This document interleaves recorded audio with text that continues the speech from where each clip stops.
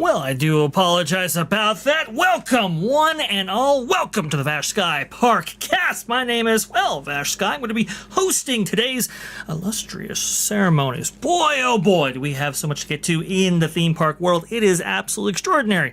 That little mix-up there with StreamYard, I don't know what's going on right there. Sometimes it just wigs out.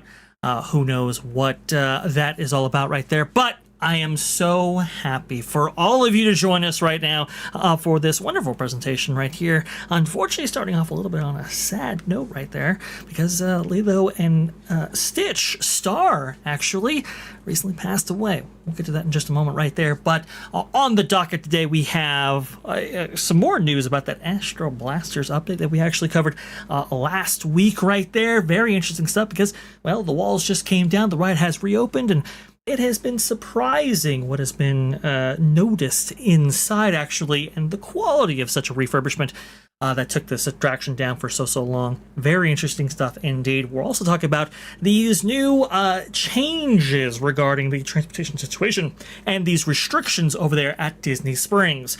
You'll note that Disney Springs was kind of like a pseudo hub for transportation for so long, and only on peak periods would they actually restrict those offerings. Now those restrictions are permanent. We're going to be covering that in greater depth right there. And on the precipice of Shanghai Disneyland, Bob Iger's, grand vision for, I guess, theme parks in China right there.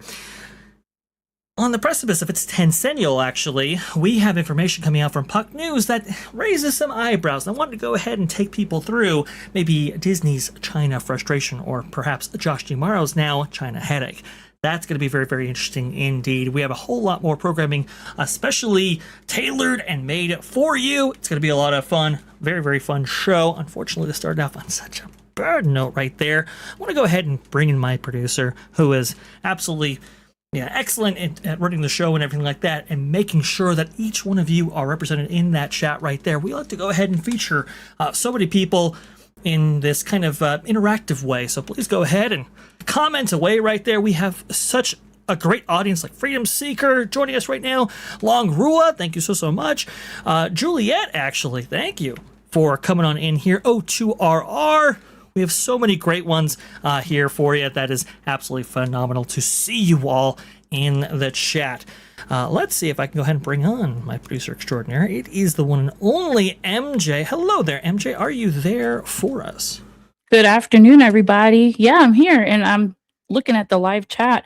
It looks like we have a newcomer. I'd like to shout out Emily Cheatham. Thanks to who put the link to this channel. Welcome in. Thank you so much for being here. Thank you so much for coming on in. MJ, I don't know if you saw for the channel's metrics, but we actually passed 8,000 subscribers a few days ago. A remarkable feat in such a short time, and really it's thanks to all of you out there who keep supporting the show, and whether it's following those redirects or getting those links from wherever we actually share them, it is very much appreciated that you actually show up and view what we have to share with all of you. Awesome stuff indeed. Thank you so much, Emily, for coming on in. Was there anybody else you wanted to highlight, MJ? I did. Julia coming in as always with the £5 evening Vash Sky ParkCast and Skyliners and Sky Watchers. Vash, would you like to let the fine people, especially the new ones, let them know what it is to be a Skyliner or a Sky Watcher? Skyliner is the name we give to every single one of our viewers, but the Skywatcher tag, that's reserved for people who are members of this channel right here for just $2.99 a month, or maybe $3.99 if you're on Apple, which is not great, but so let me. You can become a member as well, actually, and that gives you access to the Vash and Vixen program on Saturdays at 3 p.m. Eastern that we have over there with Vixen, and we go over a lot of history elements, anything we want to talk about, but I mean, lately we've been focusing on the history of Disneyland, the Disney parks, and so forth. We just covered the extensive history of steampunk within Disney. That was a really, really cool show. Carousel Progress, I think that did exceptionally well on the channel. So we have a back catalog of about 10 episodes. That's probably 15 hours worth of content right there. Go check it out if you're a Sky Watcher and you have perks with those emojis right there. But each and every one of you is at least a Skyliner, and we appreciate it. Absolutely. I think that's it for now. We have a lot of our regulars in the audience, and you did a great job shouting them out. So if you want to get to the news, we shall do that. I think we shall. And MJ, I'm going to go ahead and keep you on here only to cover this story right here because, I think with a story like this, I'd like to, have you on to share your thoughts on what this movie meant to you, because it is such a profound kind of story, and it's you never like to start a show like this, but sometimes you have to. This being Davy Chase actually passed away here. The Ring and Lilo and Stitch actor passes away at 35. This is Deadline right here by Greg Evans. You can see Davy Chase right there. Apparently, she was the voice of Lilo in Lilo and Stitch right there. Apparently, passing away with I believe meningitis or a series of blood infections right there. It's not great to see these people pass, but with Lilo and Stitch, such a popular franchise for Disney now, we have to remember where these things all stemmed from. MJ, you have any great memories of watching maybe Lilo and Stitch with the family? Oh yeah, definitely. We tend to like the for once we like the live action. I didn't really like the animated one as much, and I'm not a Stitch fan. In the the Skyliners and the Skywatchers that know me from the other programs, they know I don't like Stitch. But it's a cute animation film, and I think they had a series. I believe. But this young lady, let me just say this: extremely talented. I remember when I was in my teens when the Ring came out, and that type of horror is right up my alley, along with The Grudge, etc. in that aspect. So I was extremely fond of the actress that played in The Ring. So she has a following. I'm part of that. So to hear about her passing is devastating. Very extremely talented individual that she is. You can to being a voiceover actor and actually performing in a horror film that did so well. I mean, she's extremely talented, and it's sad to lose young talent, in my opinion. So. Oh well, there's no question about that. I've never seen The Ring, but I remember fond memories of watching Lilo and Stitch. Now, I was never necessarily a massive fan of that movie, but Lilo's performance was just absolutely incredible, and I think provides that emotional center that the audience can resonate around, even if you don't necessarily like the character of Stitch. So much heavy lifting there by Davi's performance, and it's really sad to lose these actors and actresses and so forth, and these people that have been part of our lives for so long. I think that's why a lot of people react on that Park Place. We had multiple people coming in here and saying, "Hey, this just happened right there." So we want to go ahead and give inform the people at home what is actually going on, and acknowledge some of these great talents that unfortunately are being lost in this way. Very sad indeed. Obviously, our best wishes go with the family during this time right here, and absolutely, at least their memory lives on in some regard.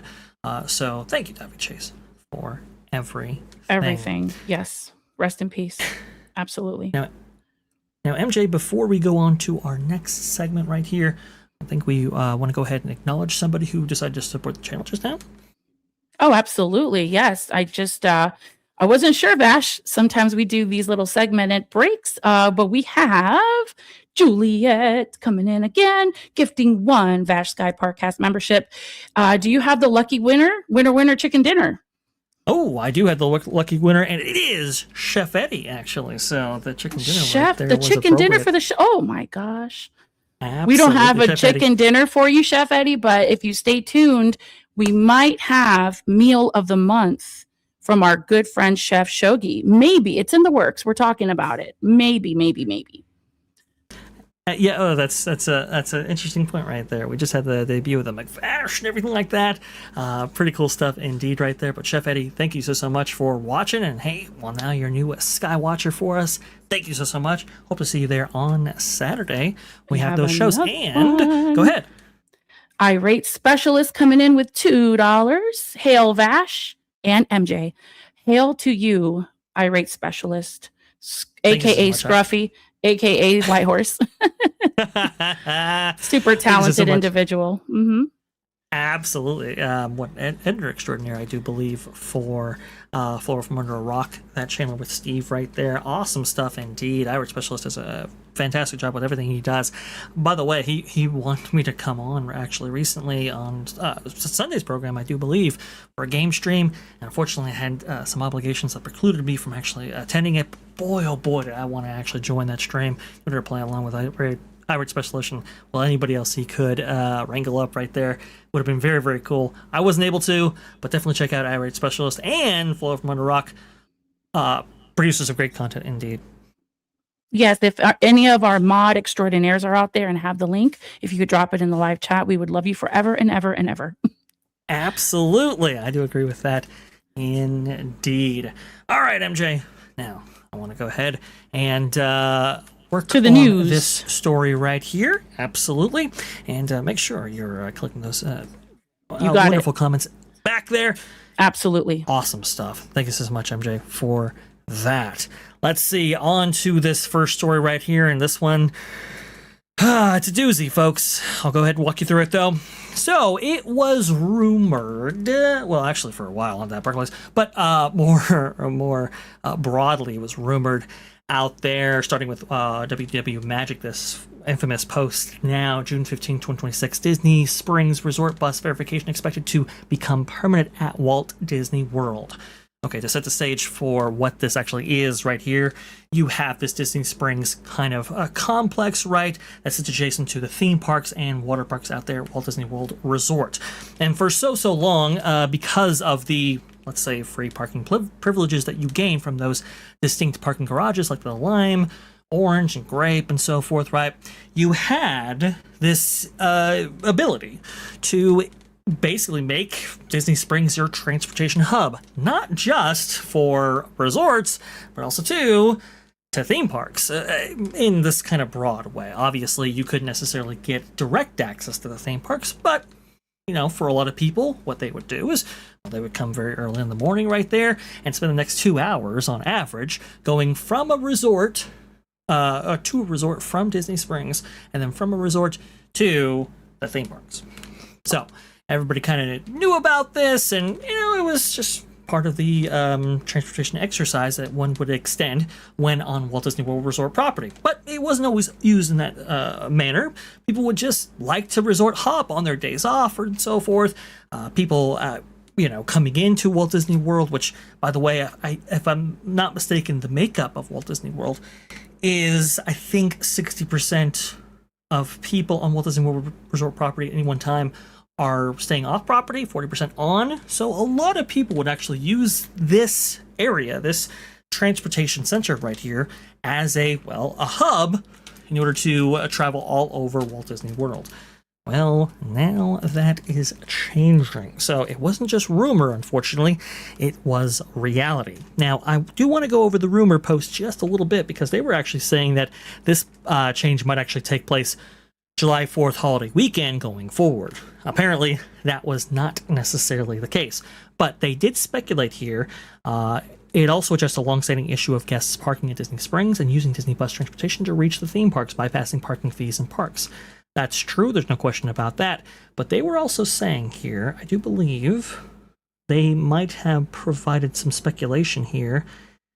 Yes, the move follows a successful test during the Easter period where cast members scanned magic bands and at the Disney Springs bus loop to confirm guests had a valid resort stay, dining, reservation, or recreation activity before boarding here. I thought they actually included some commentary talking about how they were maybe looking to reduce headcount. Well, c'est la vie. I think that will be one of the results from this. Blog Mickey here. I think Walt Disney World WW Magic came out with that report on the 15th. The very next day, Disney Springs to implement permanent bus and watercraft restrictions for non-resort guests starting next week. That's an interesting tidbit right here as well. It's not just the bus depot, it was the watercraft actually associated with Disney Springs also becoming part of this restriction right here. Very, very interesting stuff. So that includes the Sasagula River Cruise, Old Key West, Saratoga Springs, Port Orleans, right there, also being affected by this. And they're saying in advance of a June 28th start date. So a little bit sooner than people had previously expected right there. Look, listen, from what I am being told about this change, that test back in the Easter period right there was certainly in order to revise this concept so they could permanently implement it going forward. And it does really, I think, change the relationship that Disney that Disney guests have with Walt Disney World Resort as a whole, right? Because Walt Disney World had always been kind of known as this place that people could, that was very hospitable, no matter whether or not you're staying on property or off. And now this is like this change in mindset that we're seeing right here, which is so distinctly different from maybe the Disney of yore, right? I mean, essentially you have this concept or this complex that is spread out, across twice the size of Manhattan. And so one of the disadvantages of that is, well, how are people going to get around? This is why you implement transportation like this in the first place. It's obviously a perk for resort guests. But before the onslaught of all of these hotels and DVCs, mind you, a lot of people did visit Walt Disney World from off property. And so to include transportation in one of those amenities available to everyone, I think was part of the design conceit, going back to the establishment of the RCID and forward. To get this big change right here, seemingly out of the blue, is a shock to the system. I don't think there's any way of getting around that one right there. But it also, I think, to me, speaks to the different approach now that Disney is applying when it comes to amenities as a whole, right? So, look, we just did a whole segment on trash cans, right? In one of last week's videos right there. And talking about why would you spend upwards of $10 million to change out all the trash cans all over resort property for ones that are this solar style or powered style in which there's compaction involved right there. Why would you do that? I mean, what would be the upside or advantage of that? And it's like, well, no, it's going to be a reduction of cost via eliminating cast member or custodial positions, right? And so I look at something like this and I go, okay, well, clearly we've been hearing reports for some time now that the Disney Springs watercraft, I mean, that line goes way out the door, right? It just goes on forever. I mean, up to 45 minutes and so forth. And even on the bus line at particular resorts, people were saying that trying to get back to their home resort right there was very difficult, right? Because as Disney has grown, they necessarily haven't grown that fleet. They've condensed it in a lot of ways. So we have, peak or demand-based scheduling for these bus routes and all of that. And also, too, previously it was, okay, well, let's go ahead and have a bus go to a particular hotel and then loop around back to Disney Springs, the parks, or whatever. But now we're seeing what? We're seeing multiple lines on that bus, right? So one bus is going to take you to, I don't know, Blizzard Beach, Typhoon Lagoon, maybe Disney Springs, maybe, Coronado Springs, maybe, all of, multiple resort hotels rather than just one. And so I was hearing reports that people were being denied or turned away from being able to access their bus for their home resort because there were so many people on that. So clearly there's a capacity issue, right? And previously, how you solve those capacity issues is, well, you add capacity to them. Well, that costs Disney money. So what's the incentive there? The incentive is to take, well, maybe the path of least resistance, which is to restrict it. And it's just this kind of constant change in philosophy of this previously hospitable location becoming a little bit more inhospitable as time has gone on here. And to me, I don't like it. But there may be more reasons than I could even think of as to why they're doing this. And I thought the commentary on all of these points was very, very interesting and worth discussing in its own right. But before we get to all of that, we have had an amazing onslaught of people who have supported the channel right here. Let's go ahead and get MJ back on to maybe participate in this discussion, but also to celebrate all of that support out there. I think it's very, very important. MJ, Celebrate! All right. First off, we have Just a Dutchie gifting 10 Vash Sky ParkCast memberships. Thank you, Just a Dutchie. Very much appreciate you. Amazing stuff. Thank you so much. I don't know if let me go to the other screen so I can actually read who was able to Sure. receive those memberships. Longoria 1231, WJB Dailies, Sleepy Person 21. I like that name, Sleepy Person 21. Butter Biscuit 92, yes please. Chihuahua Dad 728, Toxin 11. I apologize if I am mispronouncing anyone. No, I think you got it. Retro Meister 3709, Alyssa 1225, Virginia Bradley Adventures, congratulations, and Batmobile, and they are now all Sky Watchers. Absolutely. This is so cool. Long Rule, you've been a long time watcher of our various channels right there. I want to go ahead and thank you personally right there. Butter Biscuit, so glad to be part of the Sky Watchers here, part of the Vash Sky family. That's very, very cool. Retro Meister, Virginia Bradley Adventures. That is super cool.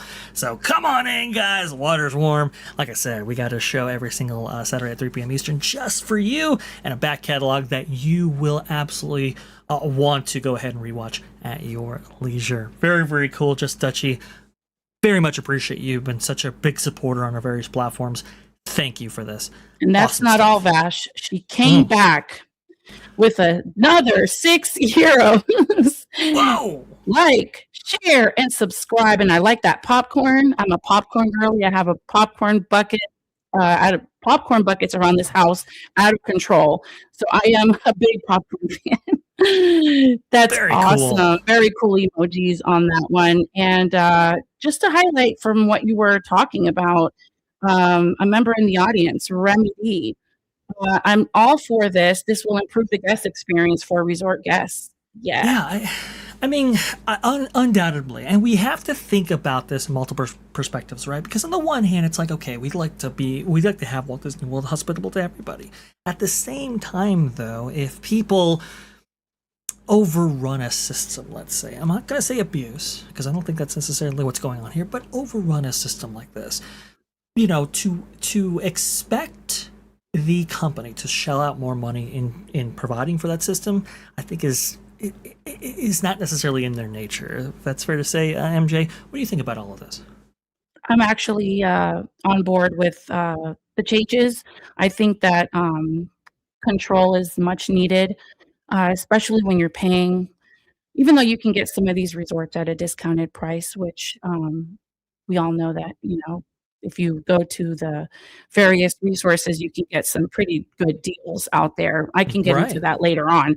But when you are a large group or a large party or a family traveling, and you are paying a nice chunk of money to be at your resort, it's nice to have this type of quality and control, because when you start getting too much traffic, it makes the resort experience a little bit more unpleasant. A lot of these resorts come with major amenities, and if sometimes it just takes one bad apple to spoil the fun, and we don't want to see more things taken away from on-site stays. So yeah, I mean, you already know about that, Vash.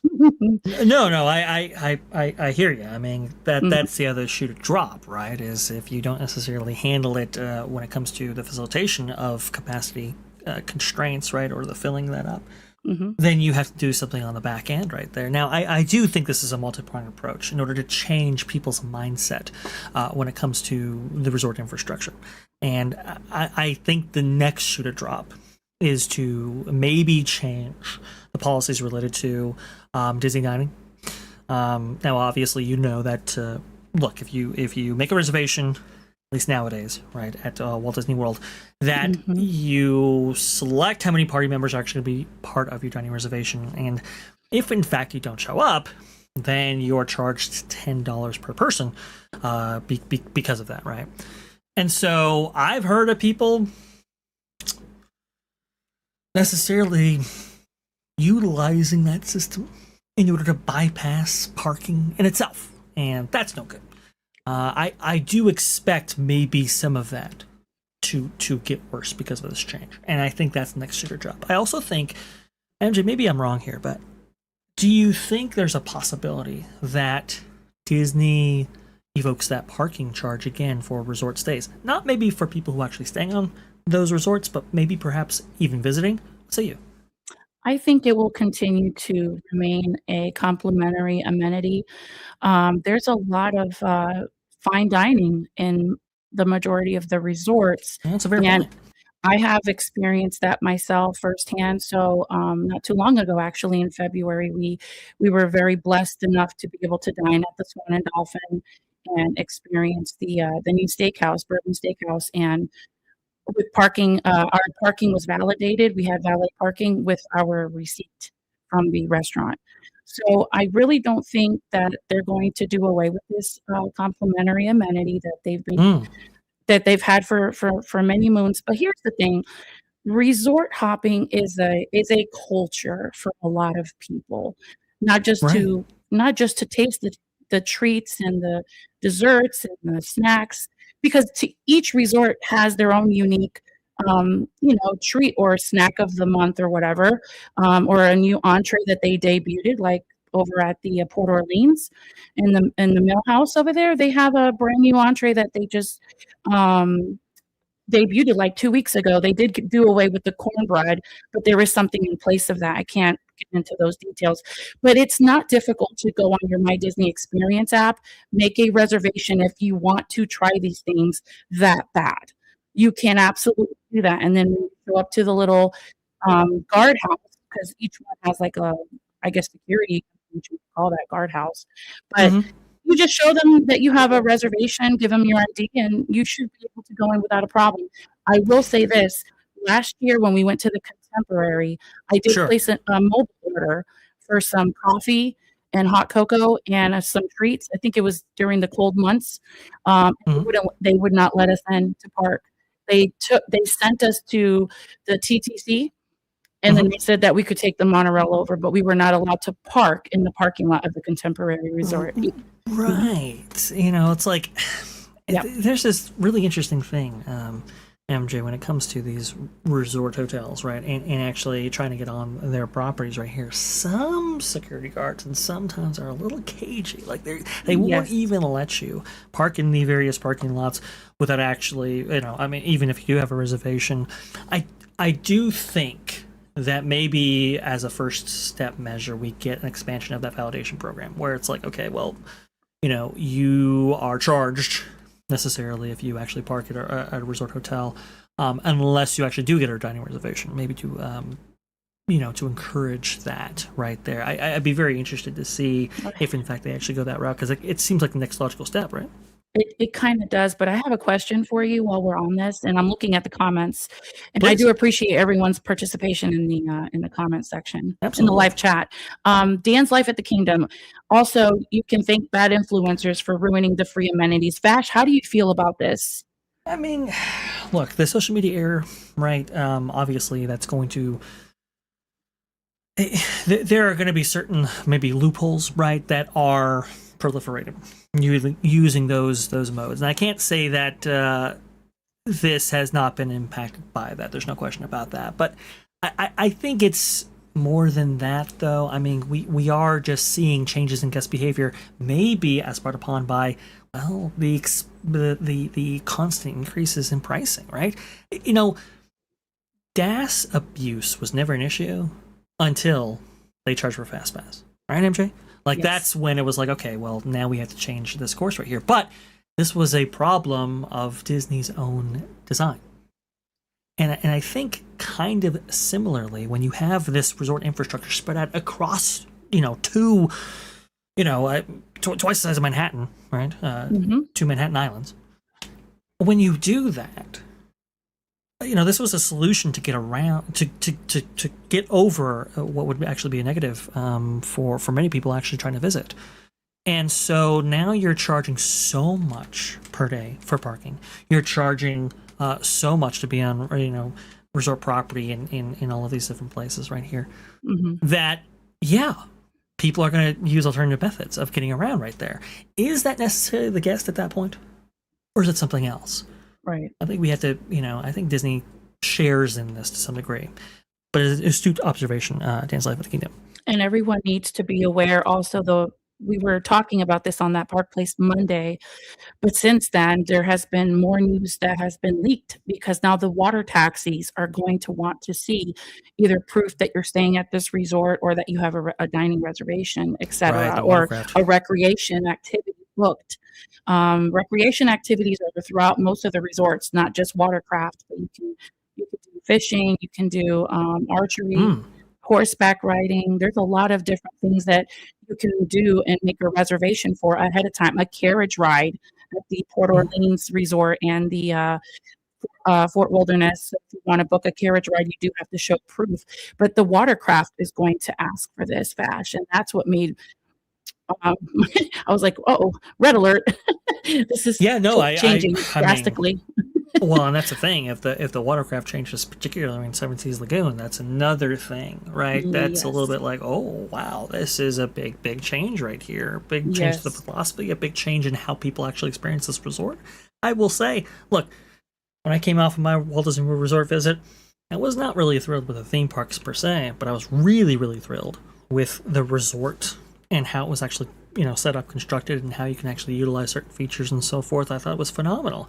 Now that it's into that a little bit, that's really a big shame. Now, MJ, you're coming in a little warbly right then. I do wonder if you're having a little bit of internet issues. Do you mind if I go ahead and throw you in the back? Oh, yeah. I can reboot. Okay. No problem. You got it. Please. I very much appreciate that. And with that, I want to go ahead and read some commentary by actually Tom Bricker, which had some really fascinating things that even I didn't know about. So I want to go ahead and feature that right now here. Disney World confirms closing of free parking loophole via new bus and boat rules. I'm going to throw this on to dark mode. We'll read a little bit of it. I'll get you going with that B-roll again, because I think it really does paint the picture there for you. I believe I wanted to go to updates. Yeah, additional transportation policies. Officially, annual pass holders without the aforementioned reservations will not be eligible to board buses or boats at Disney Springs. Rather, they will be directed to park at one of the theme parks and resort hop from there.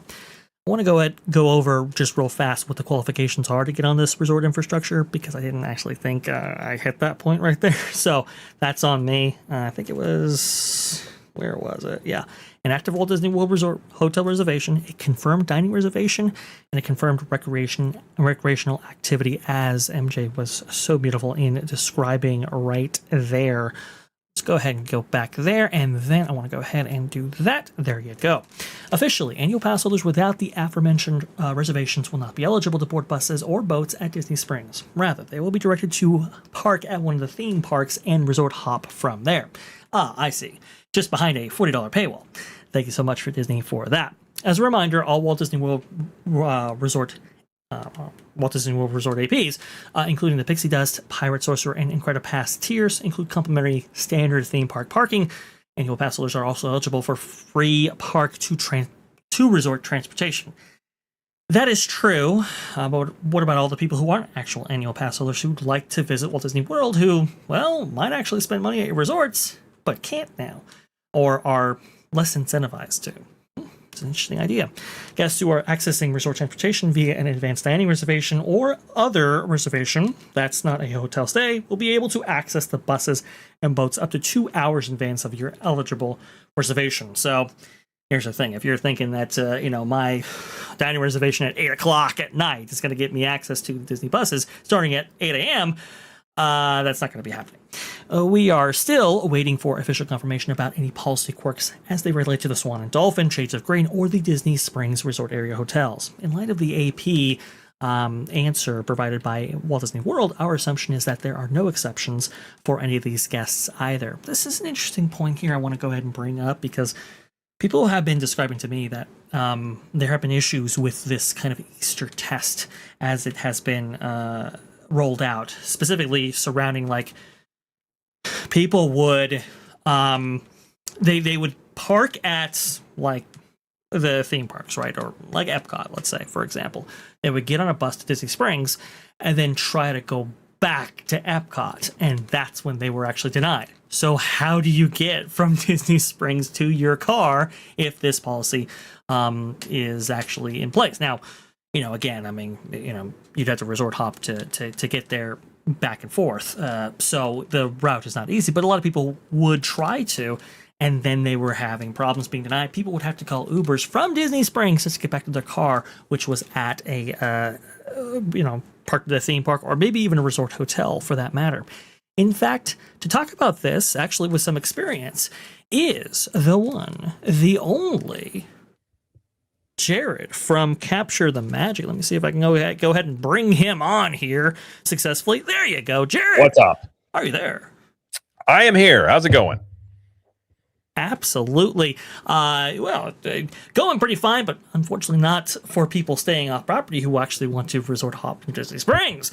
That is obviously changing quite considerably right there. Now, Jared, you have a very interesting history as it relates to this. We were talking about this on Theme Parkin' last night, actually, which, by the way, hey, join us for Theme Parkin' every single, Tuesday for a little while. We'll switch between Tuesday and Wednesday for a little bit, try some things out, but that's going to be at 5:30 California time, 8:30 Eastern. But Jared, please, you were saying that maybe you had some familiar history with this.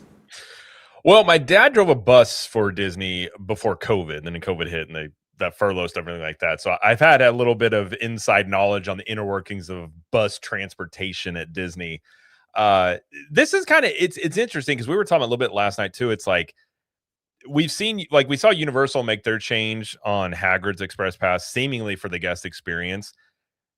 This one could be, and I can understand the argument where you're like, especially when you talk about those DVC towers and built up places like the Polynesian, where now you have way more people at these resorts using up amenities, and then you already have people coming in there to go eat at Ohana and places like that.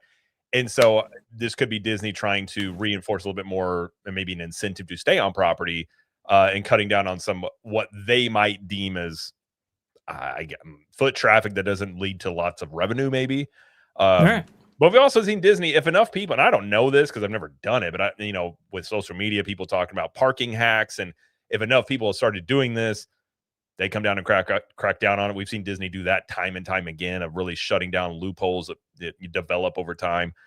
It's really interesting. It could be just this thing, but like we were saying last night, I kind of get the feeling that this might be the first step toward something to do with trying to maybe make up some of the cost, because I did a little number digging, and it was like either in between $150 to $400 million a year that Disney spends, that transportation services cost them, which is a pretty big amount that they spend. And if they're looking at ways to, hey, let's at least maybe have this break even, and it solves an issue with too many people using the buses. Like we've seen them do this with theme parks too, less traffic in the parks, trying to create in their eyes, a better experience, not so crowded. You might see this with bus transportation as well. It's interesting. I have a hard time believing this will stop at Disney Springs. I feel like this is a test run of just seeing how this goes and everything. I think so. It's kind of interesting because I saw Scott Goosten reply to somebody, which was an interesting exchange, because they were saying the same thing too. Is this a test for something more? Now he's saying this is the final product, and I just don't believe that. I just simply don't. Now, obviously, it's the final incarnation of this maybe Easter test, right? But like you said, broadly speaking, this might be a test for other different restrictions as the Walt Disney World Resort expands, but not necessarily expands in the way of infrastructure, right? Well, and I don't think they're going to slow down on building those DVC towers. You already have the one being built at Lakeshore Lodge. It's coming to Wilderness Lodge. So already at these resorts are busier because of these DVC additions. And so, and if you're paying the prices you're paying to pay the Polynesian was like $800 at least a night on some nights. I mean, they might have different deals, but it's a lot of money. And if you're paying that much money to stay at the Polynesian, and it's overrun with people taking up all this stuff, like I can understand if you look at it like very narrowly here, like micro level, like I could understand trying to reinforce that guest experience level, but it's hard to, I mean, you look at fast passes, you look at all these park changes in the past 6 years, it is really difficult just to be like, well, that's all this is. And maybe it is. Maybe it's different under tomorrow. It's possible.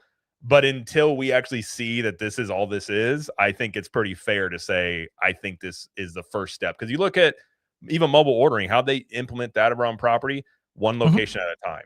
They don't typically do a big change that affects every single resort at the same time. They kind of isolate it to test it. I don't think it's a zero possibility by any means that they would look at doing something. Although I mentioned last night too, it's like I think if you are trying to monetize bus transportation to make up that cost, it's just built into the price. Like it never was free. Like you were part of what you've been paying to go here does include the bus transportation, but they may be trying to, separate that out to show another revenue stream perhaps or something like that. Right. I just think that gets real. I think it's feasible. You could see them charge $5 a person per day to use the bus transportation if you're not staying at a Disney resort. I think that is a possible thing they could do. Yeah, I mean, it's. I think we're going to see stripping of a lot of these amenities, right? As as we have more people on property, and like this Polynesian DVC tower that you're actually seeing on screen right now. I mean, think about it. You're talking about a property that has hundreds of rooms in it, right? Being tacked onto an existing Polynesian that has existed for since the 1970s, right? And it's one of these things where it's like, okay, well, Captain Cook's, right? We love a little Tonga toast around here. I know I love a little Tonga toast, right? But if you want to get that breakfast option right there, remember that was only meant for a resort that's like, like maybe half the size of what Polynesian was, and it was actually added on to considerably, and now you have this DVC tower coming in here. So it's like, if you want to get some Tonga toast in the morning, good luck with that, because now you have so many more people trying for the same amenities, and they didn't build out these DVC towers to have amenities of their own. They just kind of are tacking them on, thinking, oh, well, it's good for the goose, it's good for the gander. But it's like, right. I just, something's got to give. Maybe this was it. Yeah, and where they built that tower too, or the Polynesian, they literally, it was a very small area. Like as it was being built and you see it, it was like that's where they used to have the luau's over there. Right. And so they have a pool, they do have a restaurant there, but that's it. And it's a very small, it's just the tower, it's very small, but it holds, I don't know how many rooms it is, but that thing's full quite a bit. So you have all those people now clogging up all that stuff, and I'm sure they're using the other pools as well. And I think, and even where that tower was built, that used to be a place where people could go watch the fireworks from there. And so they built the tower to block that. So and we talked about a couple weeks ago, those gates that have shown up at the Contemporary. And that's probably leading towards some sort of fireworks package that they're going to sell over there. So, Drew, the Disney dude, talked about like many times they look at optimizing these spaces. I think optimizing means increasing revenue. Like, what are things we could do to increase revenue? Oh, we could monetize this, we can monetize that. And I just think if as much as AI has been used by all these companies, this seems to me like if you were to prompt AI and say, what is a big expense we have that we could potentially, make up some things, to me, this would stick out like a sore thumb. It'd say, hey, you're spending almost $500 million a year maybe on your transportation costs. Having something to use that as a lever to either incentivize more hotel stays or to actually try and pay for it itself, it could be something they look at. I think it is going to be something they look at, and I think they may be actively looking at it and seeing, how do we reduce that cost? Because I think it's a great point, Jared, that you bring up. This kind of maybe in the hundreds of millions of dollars cost that they have to incur for transportation and their needs and so forth. It's like you want to obviously reduce that. And well, if Jeff Valley's still there, it's like, this guy that took out Rivers of America because it was underutilized. He's like, and before I go, get rid of all the water at Disney Springs while we're at it too. And they're like, all right, Jeff, I guess. Exactly. Yeah, it'll be a Disney Bowl, not Disney Springs. Just be completely empty. Gotta do that for sure. And if you look at the bus stuff, other than building new attractions that they're currently doing, the other biggest expense they have is labor. So if you cut down on the amount of people using the buses, I would presume you would spend less on labor with bus drivers. And I know at times they've had issues with having enough bus drivers, especially after COVID. I don't know where it is now. But I do know that was an issue because like guys like my dad, they got furloughed, they moved on. And so a lot of those bus drivers, they had to get new ones. And I've even been at the parks and they're using links to come in and supplement the Disney transportation. And so that's a cost too. I heard, in the COVID recovery efforts, they were actually like housing bus drivers on Walt Disney World property in order to have enough people in order to facilitate that. It's just absolutely crazy, the transportation needs that you have to have with a resort complex like this. But like you said, right, it's like, well, if we can reduce headcount, we're going to do that. Because that's the other way of solving this. So one is maybe adding buses, adding capacity for some of these locations, and this is the other method. They're going to go with the path of least resistance. Now, I do think that maybe it could have been targeted just a little bit right there. Obviously, you could have done maybe individual resort lines, not just the entire transportation hub right there for distinct resorts that were getting additional traffic. They could have done that. They didn't opt to. They're just, all or nothing policy right here, and that's that, which is not so good. But here's the thing, Jared. I thought this was very, very interesting from Tom Bricker here. Although not stated officially, Walt Disney World is implementing this crackdown to ensure that there's ample transportation capacity available to guests who are staying at the resort hotels or guests who have a legitimate purpose for being there. The idea is reducing lines and wait times for buses. We knew that. Awareness of this rule also helps increase parking availability at Disney Springs, which is actually the scarcer resource right now. Although that's part of the longer game. Even with multiple massive parking structures, Disney Springs can have limited spaces during peak periods. Have you experienced this, Jared, right here? Because I was unaware that this might be the scarcer resource in all of this equation. I was actually going to mention that I've been there where it is not easy to find a spot. I mean, you'll go in there and it tells you, it's got those little parking things that'll tell you how many spaces are available. Right. I've been to the Lime Garage before where it shows zeros all the way there. So really, and that is a thing I did think about. It's like if it was isolated just to Disney Springs, it could be to cut down on that. And maybe there are a ton of people that are kind of skimping on paying the parking fees. I've always said it's a big hassle to do it. You got to go to Disney Springs, take a bus to a resort, then take a bus from the resort to a park. But people do it. I just don't know what to level. So if they're seeing enough people doing this, it could be a kind of a multi-pronged thing to get rid of that loophole and cut down on some of these, things at Disney Springs. We even saw them make that change about overnight stuff for pin drops. They're not letting people do that anymore. So they've been making some changes around Disney Springs. Now, one thing I will point out, and we've had this discussion. I know OG and I've talked about it. I think we talked about it one time too. At some point, they're going to have to replace the monorails at Disney. They're going to have to. Yeah. They're already old. I think so. Yeah. And it's going to be, probably into the billions to do so, to replace all those trains. I have a hard time thinking they're going to spend billions and not have a way to try and monetize that partially. And I've even had the thought about they do a monorail pass or maybe make it for resorts only. Right. I think this is something I would be shocked if they've never discussed it. And I remember hearing rumblings way before COVID that they were actually wanting to change up that fast pass system, but they really didn't have the cojones to pull the trigger. Right. And I think after seeing how well that's gone over, how much money that's made them, that gives them kind of all, they're like, well, we can do this. Like, people are going to be mad about it, but at the end of the day, nothing they've done has really impacted their revenues. Exactly. And so it's like, as I said, this all works until it doesn't. And eventually maybe they step too far, but this seems like in the pattern that Disney could potentially go as to do that. And that I think maybe if it's not now, I wouldn't be shocked again if and when they finally do update those monorails, you do see a change there.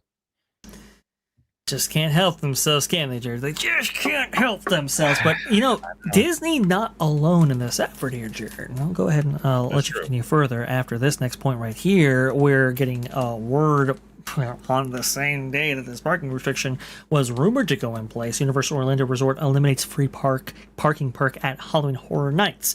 Apparently, as detailed by Austin Houghton here, there was a perk in which, unofficially, in which you can actually park at the Universal Resort Complex for free past midnight, and they're now making that expressly clear that that's no longer the case. So it's not just like Disney cracking down on some of this stuff. And remember, they're implementing those solar-powered trash cans as well. It's Universal, and I think a lot of parks, maybe worldwide, are saying, hey, or at least nationwide, they're noticing some attrition when it comes to attendance, and they're looking to cut costs any way they can. Universal Disney no different. Yeah, I think if you look at the wait times, especially this week, both resorts I mean, Hagrid's is like a 45-minute wait when I checked yesterday. I haven't seen Hagrid's blow an hour-long wait, and I don't know the last time I saw that. So I definitely think, and really too, you look at the summers, it's been slower ever since 2020 than we typically saw, at least traditionally. And that was that is something that you think about, is like, if they're seeing the numbers not where they want them, this is where both of these destinations would start really trying to like look between the couch cushions, be like, hey, is there some money in here? Is there money in here? Because both these destinations don't want to show a down quarter. I mean, Disney, Right. the parks make the most money for them. So if the parks get hit on revenue, that's going to have a big impact on that stock price overall and more the Correct. business. Universal just came off $1 billion quarter. They don't want to then dip after, especially Epic opening. So both of them have incentives here to really start like, hey, let's charge for this. Let's do this. Let's do this. Like, and I think especially as Universal continues to grow, they're also going to start doing a lot of this stuff too. Because if Disney's doing it and it's working for them, I always say too, if I'm selling water bottles and mine's $20, it's the same water bottle essentially. My competitor's selling it for double the price. I can clearly charge. Be like, well, I can charge more for mine too. And I think that's a lot of times Disney leads the way, but Universal is not too far behind, even on ticket prices many times. Yeah, I mean, they will follow suit. I mean, if Walt Disney World implements some radical changes to its transportation infrastructure, I don't foresee Universal holding back totally. I see them holding back maybe a little bit because maybe they're worried about that brand loyalty that Disney has. That's one thing that Universal doesn't have yet. But I can't imagine that they don't, implement some kind of parking restriction at some point. Maybe even now, after these measures right here, which is extremely interesting in how the design philosophy of these resorts are changing in front of our eyes. Now, before additional commentary by you, Jared, I want to go ahead and get MJ in on here because, man, we've had a lot of comments, we've had a lot of super chats, we've had a lot of people wanting to throw their hat into this ring right here and get in on this discussion. So, MJ, please take us through what we got from those lovely viewers out there. Yes, we actually have 2 super chats and a couple of questions if you gentlemen have enough time. Please. But first, I'd like to bring up the first one here with by Go and Shogi, our dear McVash chef extraordinaire. Right. For $5, question: Would it still be cheaper to get an Uber from Disney Springs to Epcot and a return Uber than it would be to park at Epcot? There was some commentary in the live chat following his super chat, but I did want to, you both of you guys, if you could please, if you have any insight on this, maybe Jared. I do a little bit. I think that's a great question because I think it was Matt Disney Scoop guy over there on the Disneyland side of things, who just recently actually visited Walt Disney World, was suggesting that, hey, it's cheaper for me to move around Walt Disney World property via Uber. I think he was saying, he doesn't spend any more than $14. That is true, but you got to look at when that peak pricing is. If you're trying to leave like Epcot, for example, when everybody else is, don't expect to pay $14. I mean, some people I've heard, at least at Disneyland, during those peak pricings, have been charged as upwards of like $90 to actually get back to their hotels. So Walt Disney World might not be so far. Jared, please go ahead. No, it's a good question because I think I was thinking the same thing about depending on the surge pricing. I'm looking it up right now. It won't tell me. I don't want to confirm the pickup. It's been a while since I have used Uber, probably like at least 3 years. I'm not really sure where the pricing is. I would imagine it's not that. I mean, have you guys ever done the minivan by Lyft or no? I have. It's up there in terms of price. I haven't done it. 30s, like rip maybe for this, I'd imagine. So I don't know. That's a good question. It's a good. Well, like I said, there was a lot of commentary following his super chat. I guess other members in the audience have done it, so they were able to shed some light on that. But I did want to bring that up because it's a super chat, and we have another one. Wild Man of Yavin coming in here with $5. Thank you so much. Out of obligation, and go ahead, Vash, on this one.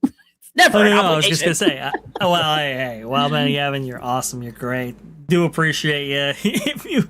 I mean, look, it's never an obligation to super chat here, but I do appreciate your support. Honestly, it means the world to me. Thank you so much, well, man. Yeah, but I know you were very generous with that Park Place as well. So from them to you, thank you. Awesome stuff for everybody kind of joining in here in this discussion. Bring it on, MJ. What else we got? It's a big deal because it's been something that locals do as a hobby or something to do on the weekends. It's just a thing. It's a thing, truly, just like the garbage cans. It's a thing. Emily Cheatham. So if you are staying at a resort but do not have a reservation, you can't park hop for different activities. That's a great question. I just wanted to find out from you fine gentlemen how you want to curtail this question here. Yeah, so if you're staying on resort, you can still use it anywhere. Like if Correct. you have a Disney hotel reservation, you're good. I believe I think I was mistaken last night. I think to use, like, let's say you have a dining reservation at the Poly, you can only go to the Poly. You can't go to other resorts with just a dining reservation at one of them. So I think that is the thing there. Yeah, that's Perfect. that's a really good distinction right there, because it makes a difference. I mean, this is what makes resort hopping so much harder for people who are maybe off property, right? Yeah, and there's going to be, like I said, like 60% of the people who are at Walt Disney World are not going to be staying on. Obviously, this is going to be favorable to people who are staying on property, but I wish we could have had a balance of this rather than all or nothing. C'est la vie. This is the route that Disney has chosen. Thank you, gentlemen. I have another one here from Irate Specialist. Could the Disney isolation combined with their increasing prices for everything cause more guests to not only stay at other resorts, but also seek other local entertainment experiences? I mean, that's the thing we've talked about, is all the stuff Disney's doing, it's been working.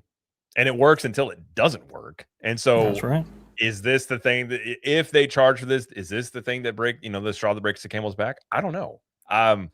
There's plenty of things you can do, but obviously people still going to Disney, people still going to Universal. And until there's a change, I always look at it this way.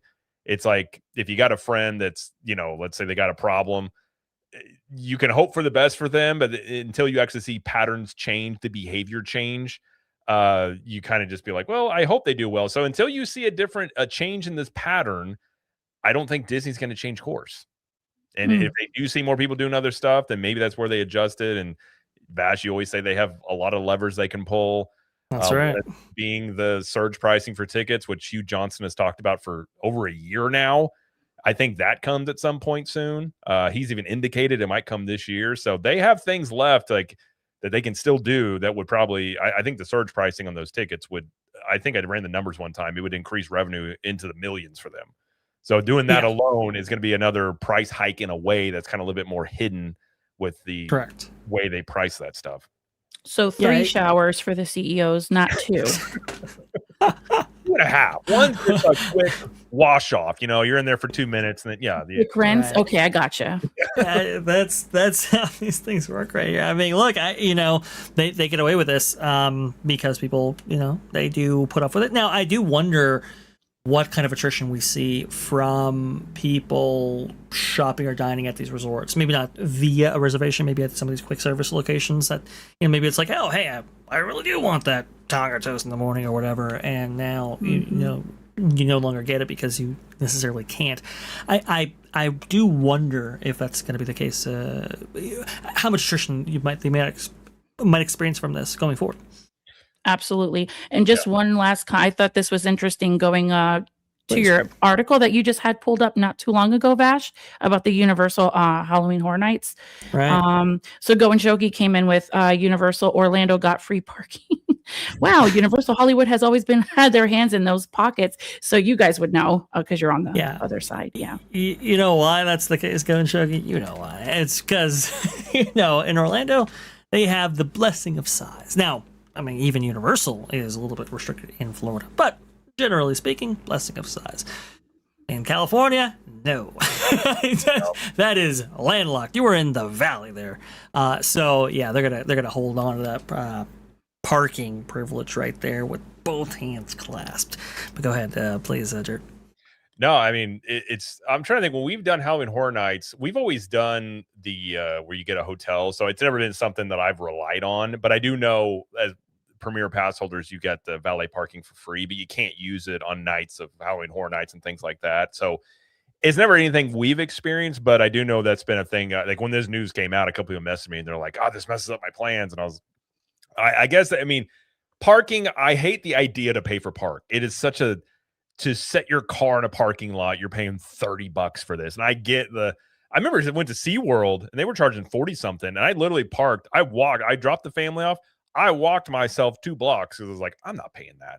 So I get people doing things out of principle, but many times people will just pay it because they're just like, well, especially if you're already, I think this is what happens with Disney and Universal. If you're already spending thousands of dollars, what's an extra $30? And I think that is what they rely on. And even if they do let's say you got to charge for buses now, what's an extra $5-10 per day? And people will just pay it and move on. And I think that's what they rely on. But again, it could be the straw that breaks the camel's back that has a negative effect. And really, too, if they do this and there's less foot traffic in these resorts, do they see an impact negatively on, say, reservations and sales and things like that? It could be something that they end up undoing if they start noticing that they're not making as much money. So it's definitely possible. They could tweak it, they could change it, they could just undo it completely. It's possible. Right. And I would think a little bit of that was shaped by this test right here. But honestly, if you put the real perception out there that this is a perk that's going away forever, perceptions might change and habits might change as a result with a long extended period of time. Very interesting stuff right here. This is why I brought it up again. I know we just talked about the theme park on theme parking over there at Capture Magic's channel and otherwise. We just talked about it, but I thought this is just a profound mindset change. So much so that I just had to bring it up again and additional data and details and so forth. I think it really paints a picture as to what the thought process is, why they're implementing it, and why so many guests are really upset about this change. You had something else to bring up there, MJ? I did. I just didn't want to leave her hanging because she is a newcomer here on the channel, and she had some questions, and she just really Emily Cheatham coming in again for Vash Sky. If I'm staying, there was some typos, but I'm gonna assume this is what she said. If I'm staying at the French Quarter, how will I get to the Chippendale movies Under the Stars at a different resort? You would have to take a bus to either a park or Disney Springs and then take a bus to another one. Right. Yeah, that's how you'd have to do that. But you could, if you're staying at a resort, you'd be able to do that. Right, staying at a resort, you should be able to still do that right there. And obviously, Jared mapped out maybe a bit more restrictions if, in fact, you have a dining reservation. But if you are staying on resort property, that should be a perk available to all resort stayers. And that also might be the incentive right here, too, right? Obviously, they have 45,000 rooms to fill. And so a lot of people, if they're getting a lot of these amenities included in a stay in which they're not staying on property, well, obviously there has to be a paradigm shift there in order to encourage more people to stay on property as a whole. We talked about that, Jared, a little bit with the ongoing competition and so forth. Like Universal's new assortment of hotels, right? They're creating a resort complex of their own. Again, Disney getting rid of that Magical Express might play into this just a little bit, but c'est la vie, this is the route they're going. Yeah. Also, I just would point out with Universal potentially making or building that tunnel between Epic and City Walk, would be surprised they monetize that too. Oh, that's an interesting idea as well. as a luxury transportation option, right? Like I think if you look at what Disney's doing, they could be. And I've talked about this a lot about at some point they got to reinforce the value, which is much as high as these prices have gotten. This could be a play to build more value into staying on property. And we've also seen Disney likes to use the pass holders, but they was it Chapek that said that there was a term they used about locals and pass holders that since they don't spend as much money. And I think this is one of these things you're seeing a lot of people that are locals that do like to do the park or the resort hopping and things like that. I think it hits more of the AP locals than this does families traveling in for a week-long vacation. I think it was Disney probably will do this change is because it's not hitting the main demographic that they're trying to go after. Gotcha. Gotcha. Yeah, I mean, that's it, right? I mean, the main demographic that they want, and let's be very clear here, guys. The main demographic they want are huge whales, big spenders who don't necessarily look at receipts at the end of the bills or stays, right? That's who they really want. That's who they're really targeting, and that's who they're trying to maintain mostly, I would think, these perks and benefits for, right? Because it at that end, it pays off in spades. And I think you're right. I think it was Chapek talking about the AP issue as it related to like the replacement annual passes, because you remember they discontinued all annual passes with the COVID closures, right? And that goes for Walt Disney World and Disneyland. And people were kind of asking him like, hey, when are we going to see these return? He was kind of alluding to like a loyalty program. I remember that. Yeah. Right. And so it was like, what are you thinking there? Now, eventually they didn't do it. Now there are big changes to the passes on both coasts, still at Disneyland via the reservation system, but obviously that got unlocked a little bit right there at Walt Disney World. So look, they're hitting those levers, right? They're hitting those levers. They're seeing what sticks. They're seeing what they can necessarily get past here, and they'll take a lot of people crying about it, but. Again, you now know the reasons why they would feel confident in doing this. Yeah. It's also who is crying about it. If locals are upset about it, they're not really going to care that much. If the families that are spending $10,000-$20,000 of on a trip to come in here, they're complaining, that is the stuff they will listen to much more. Absolutely. Because the locals, they're still going to come probably. Like they're local. And so like that, I think that's why. I mean, they lean on the pass holders when they need to. Like they're saying, like this summer they'll run discounts and things, but when they don't need the pass holders, they will just kind of be like, yeah, they're there, but we're not. I mean, on them. Well, and especially if you have like parking privileges built into your pass, whatever. Mm-hmm. But the other people, they're going to be listening to them much more closely. Yep. Fantastic segment right here. Awesome stuff. We'll keep an eye on all these changes right here, and you bet your bottom dollar if they change this or go further, we'll be covering it here on Vash Sky ParkCast. And also, too, I'm sure Capture the Magic as well right there. He has a fantastic channel. And theme parking, awesome stuff right there. Remember, folks, check us out on Tuesday, I believe. It's gonna be next week. We have to talk about it. But honestly, we had last night was a great show. It's a lot of fun just talking about that stuff. And by the way, if they do this, we will be vindicated because it'll be like, we will. We will have accurately predicted this. Yeah, and honestly, it's not that much of a stretch. I'll be happy if they don't. I'll be happy to be wrong and be like, this was it. This was the only thing. But I think it's likely that it expands. I think this is the way it's going to go down. Oh, it's so sad. But, that goes the way of the world right there. Speaking of sadness, we got to talk about Shanghai. No, joking. Hey, that was a terrible transition right there. No, Shanghai Disneyland, Jared. They just celebrated their 10th anniversary. Oh, yes, just a gleam in Bob Iger's eye when he was sitting below Michael Eisner, now celebrating its 10th year. Boy, oh boy, they sure were excited about it right here. Let's see, Walt Disney World News Today, Shanghai Disney Resort celebrates 10 years of magic with massive birthday celebration and special guest appearances this June 16th, 2026 right there. Look at that. Look at all those cast members right there working at that Shanghai resort. Now, you will know that it is partially owned by Disney and the Shindy Group, which is basically, I mean, everything goes back to the Chinese government, so that's not much of a stretch. But who was actually on loan for this? Well, it was Mr. Bob Iger himself and Josh D'Amaro up here at Shanghai Disneyland for one night only. The 10th anniversary spectacular right here, and I think Laughing Place got some video of this. Yeah, there you go. That's them speaking there. Oh yes, they were very excited to be there. Why is Bob Iger there? Well, I thought he was gone. Well, this really was supposed to be his legacy. This was supposed to be his triumphant thing that he was actually, producing for the Chinese market right here. We'll get back to that discussion in just a second right here. But I want to go ahead and move to the Shanghai Disney Resort by the numbers. This from Boardwalk Times. 100 million guest visits, 15,000 cast members, 99% from China. obviously. 90% positive guest ratings, 80 plus new shows, and 70 plus new Disney characters over the past decade. 532 tons of Zootopia popsicles.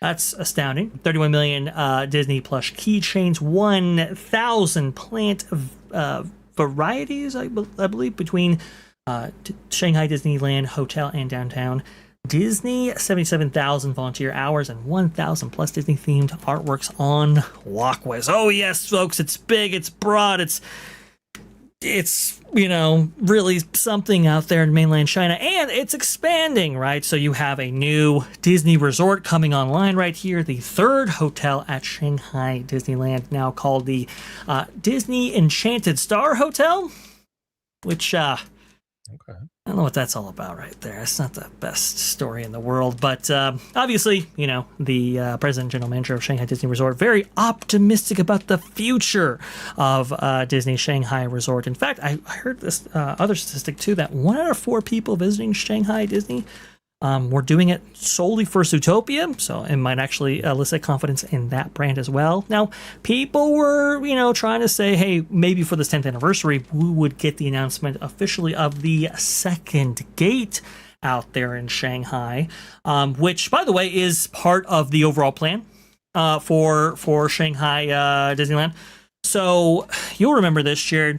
This was actually one of the first videos that I ever did for Pro. Actually, if you go on the Pro channel and you go and if you go back far enough and you go to the very first video, that was Pro Night, and we were talking about Hong Kong Disneyland. You'll remember, I think it was back in what was that again? It was, what's the date on this article? 2020.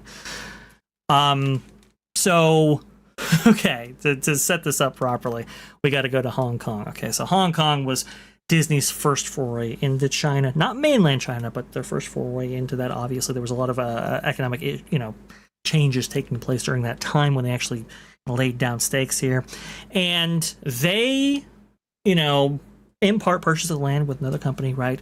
And they build Hong Kong Disneyland, but there was an option set aside next to Hong Kong Disneyland for a second gate. Okay, in a very similar fashion, actually, that Disneyland Paris had its resort structured. So they, built on the initial land, and then within about 10 years, they got to get going on the second gate, and that's why we get Walt Disney Studios Paris. It basically was built just to maintain that land because they knew that they would be severely landlocked if they didn't actually get that. Well, unfortunately for Disney, that actually happened with Hong Kong. You can see right here, this big blue lip article, the Walt Disney Company has lost the option to expand Hong Kong Disneyland after the Hong Kong government decided not to renew an agreement to develop an adjacent plot of land. I think it was Bob Chapek who said that they were, very disappointed by this move and so forth. And so, what do they build beside Hong Kong Disneyland?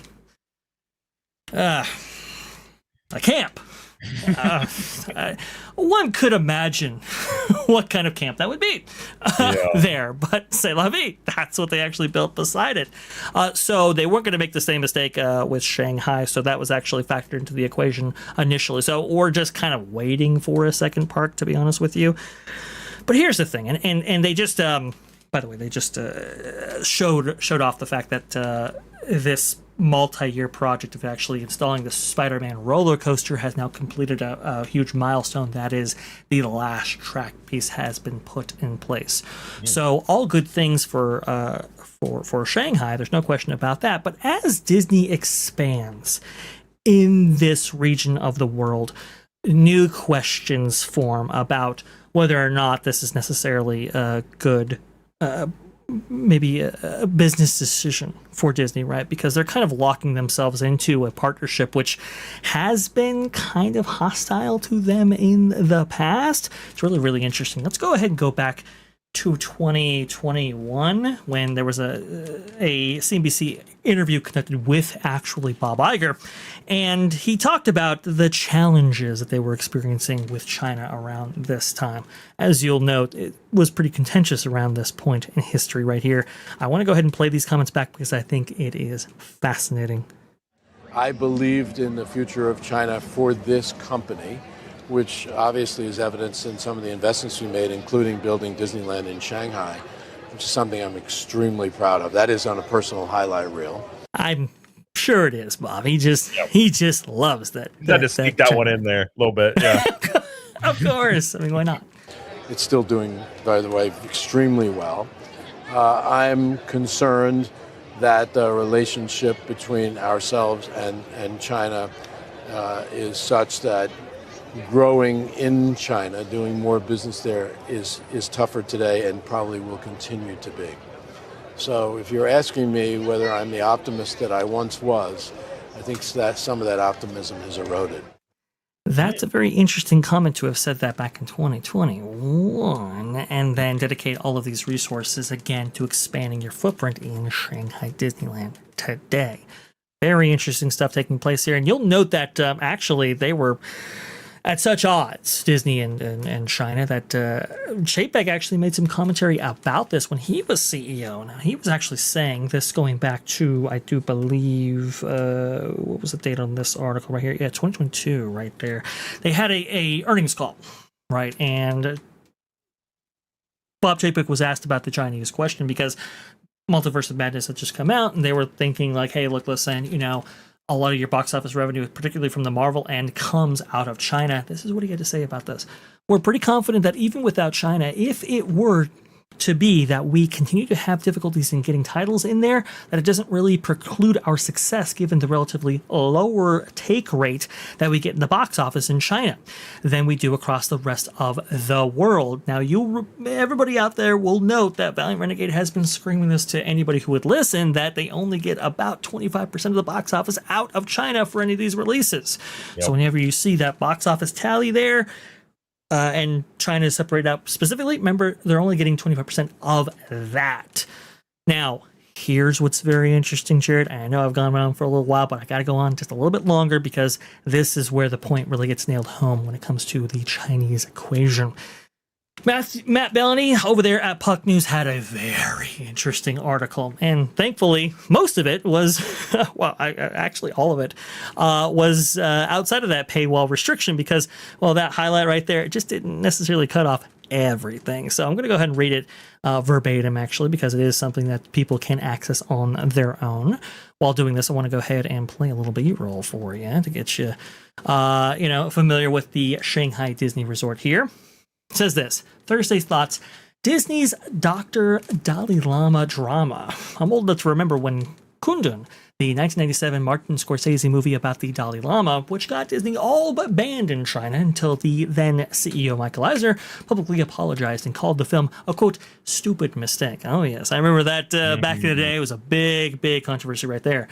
Needless to say, those sensitivities have lingered, especially during the 2010s box office boom, and as Disney has expanded in the region with Shanghai Disneyland, which will celebrate its 10th anniversary next week at a gala event to be attended by CEO Josh G. Morrow, it probably wasn't the smartest move, as my colleague Kim Masters tipped me, for top Pixar executive Pete Docter to join a group of Hollywood people to go a couple of weeks ago on a seemingly benign vacation to India that included a meet and greet with the exiled spiritual leader, the Tibetan Buddhism, the Dalai Lama. That's a big no-no to China, which still considers the Dalai Lama a dangerous separatist and often punishes companies and individuals who host or meet with him.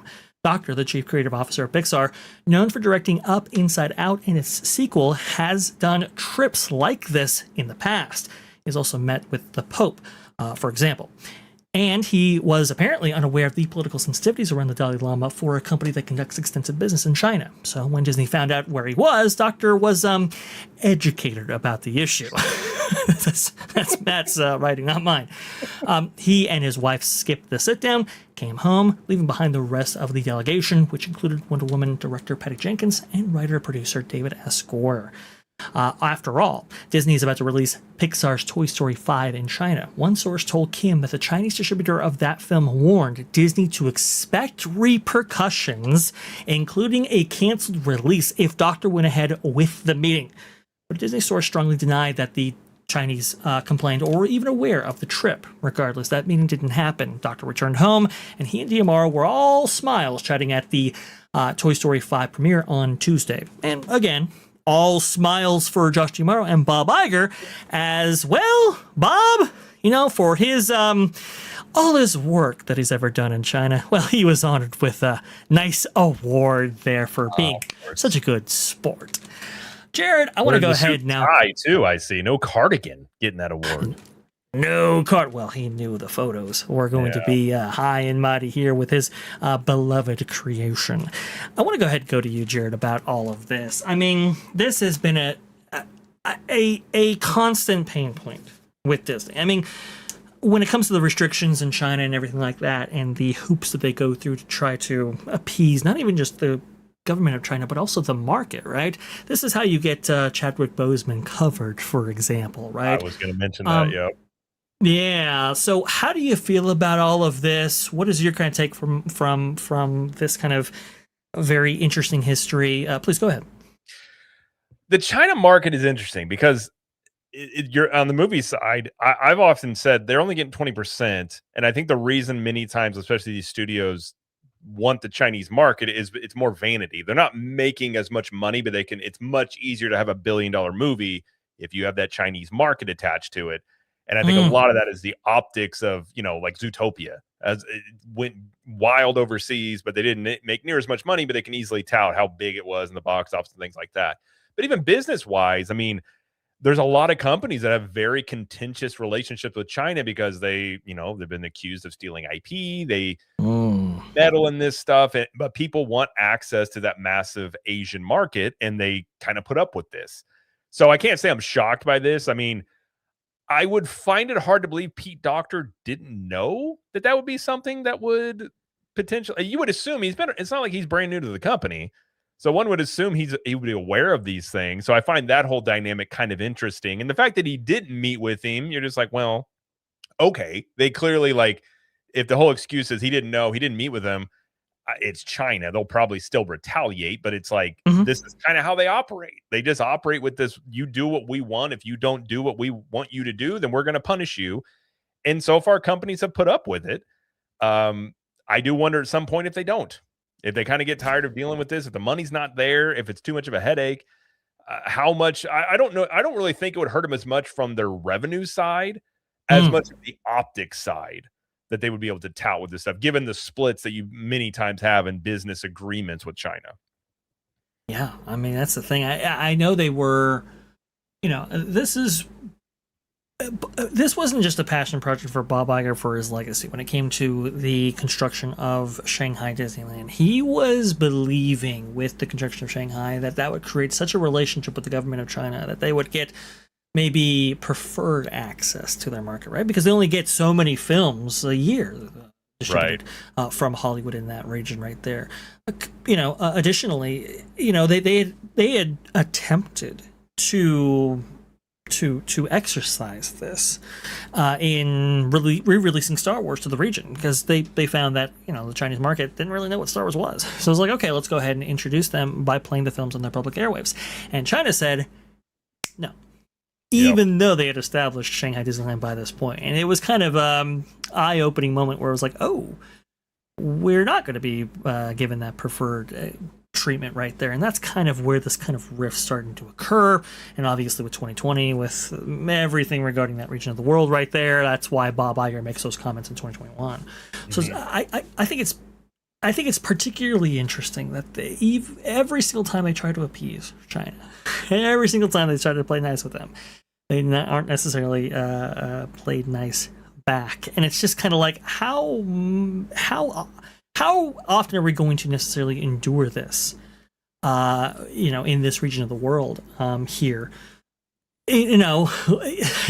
With as many investments as they actually make here. It's just, to me, it's like, I don't know how sustainable this is, and I do wonder if Josh D'Amaro, with Bob Iger out of the equation, eventually shifts back to that Chapek position that we saw with the release of Multiverse of Madness. It's a good question, and that's funny. I don't disagree with Chapek's assessment there. Like, it's like I think this is a thing that many companies face with China, and I've often wondered the same thing. It's like you hear about these companies, they want to go into China, how much stuff they give up, and they make, for these companies to do this stuff, they're making massive changes and appeasing the government. And then if there's no, it's like maybe this was never was an explicitly stated thing from Disney in China, but it's like a quid pro quo. Like, oh, we do this, surely you'll do this. I think many times American companies operate under the assumption that how another company would basically treat you in America, maybe of like, you're kind of friendly. Oh, okay, we'll do this and that. China is just about China. And that's really all they care about. And they're not really going to look at Disney. Like, I just think they look at it as just another person wanting to do business with them. They don't have preferential treatment necessarily. And they've had, I guess you could say they've had the cards because they have a massive population there. But there is some speculation as well. I've seen people throw numbers around that you really can't trust China's numbers on stuff anyways. And maybe their population numbers are quite accurate. Like, if this whole thing has been a mirage and it's really not as strong as they were led to believe, you could see some companies start pulling out and just being like, okay, it's not even worth messing with here until they change kind of their stance and their posture, which I think if enough companies did that, they probably would, because now they would want that money still coming in. But it seems to me from the outside looking in, I don't have any experience with it.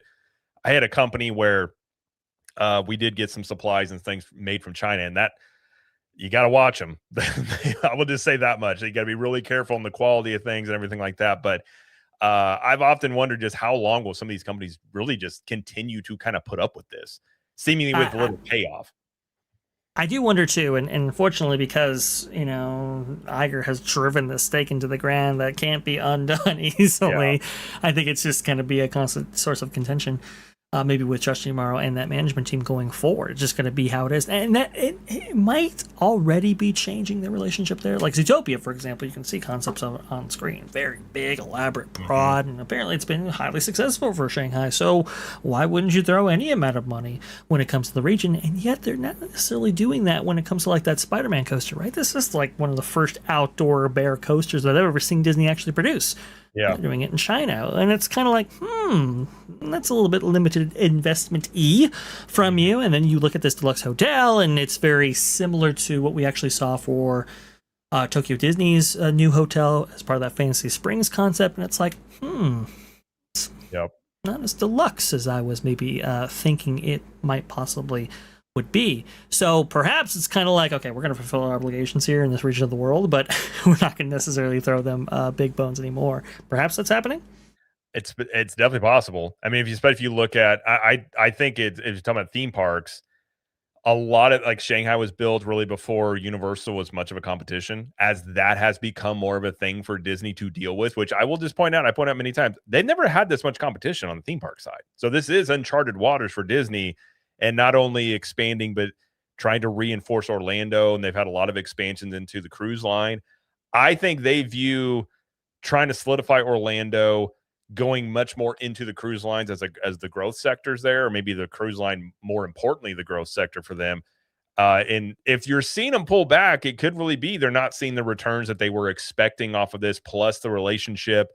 And so you're right. It may just be like, we'll fulfill the obligations, but we're not going to go above and beyond. We're not going to sit here and build this Tron-like ride here. You're going to get a Spider-Man coaster and I agree with you. Like, I haven't ever seen them do like a bare bones outdoor coaster before. It's just kind of interesting. And so that may be what they're doing here, and really maybe trying to bring it more focused mainland, maybe. And you do have, of course, geopolitical stuff and macroeconomics going on. Maybe you're seeing much more changes in those demographics that we don't, or those trends that we don't really know yet. It's definitely possible, and it wouldn't shock me if they're kind of just looking at just focusing more on America for the big investments, the cruise lines, and then doing the bare minimum for some of these overseas parks. It kind of sounds like it is shifting just a little bit. We'll see what actually happens here, because I think Chapek was exactly right. Your returns from like box office, for example, aren't that robust compared to domestic or even other parts of international. And by the way, China's the old and busted. The new hotness is Abu Dhabi, don't you know? So, as those kind of resources shift right there, it's kind of like, okay, I was going to mention that. If you look at Abu Dhabi, that is straight money for Disney. They're not spending anything for that. So if you're looking at places where it's like, well, we have basically a free ATM in Abu Dhabi right now. They're putting up all the risk. They're just designing it. Why put a bunch of investments in the other areas of the world if you're already seeing minimum returns and you have this Abu Dhabi thing that's pure return? I could understand it if that's what they're looking at here. And it obviously, like, people point to China and point to Abu Dhabi, like human rights things like that. That obviously isn't something that's precluding them from going into these markets. No. And if it's just straight money, Abu Dhabi makes a lot of sense to just focus on that.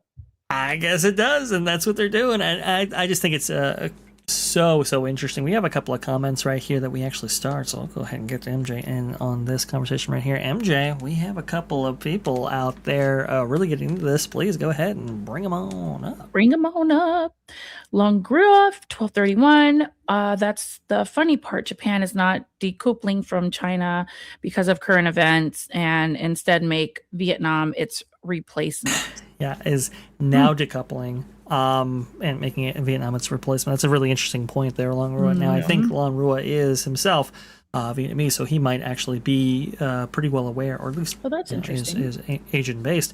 So he would be maybe more aware of some of those things than even we are. And yeah, it's like, as Cher pointed out right there, the IP theft portion of it, not necessarily, playing as well with others as maybe these, corporations or companies from around the world expect. It is starting to become a little bit more contentious as time has actually gone on here. I think Disney is bound to be in this region because of their investments in Hong Kong and Shanghai, but maybe doing the bare minimum is okay. Yes. Oh, Jared, did you want to make a remark on this one? Sorry. I mean, I agree. I think it is interesting when you look at more, it gets in more the, I guess the geopolitics of all this stuff, but you are seeing at least America trying to decouple a little bit from China. They have this stuff like, trade agreements with Vietnam and other countries are I don't know if you would say replace China, but supplement it to where you're not so reliant on them. And I think you are seeing kind of a move toward that of setting that up to where, because I think the IP theft is a real thing. I mean, you will see and they have to share it with them. They know this going in. And so like China has not been a good trade partner. I mean, at all. And if it does come to light that some of their numbers have been fudged and it's not quite accurate, that could be a really interesting dilemma and how companies and even nations would respond to that. But I mean, I don't know. That's the thing when you're dealing with China and communist regimes. It's like, what can you really believe about what they're telling you?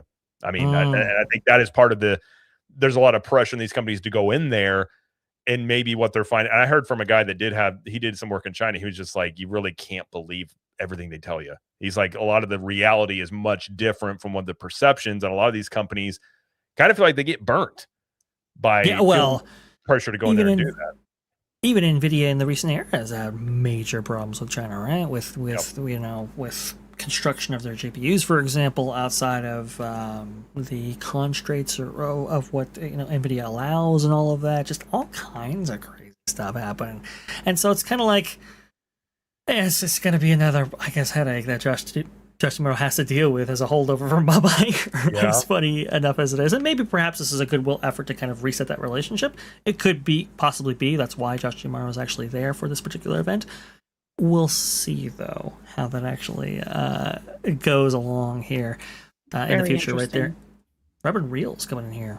Yes, Rabbit and Reels. So at California Adventure, I thought this was so interesting.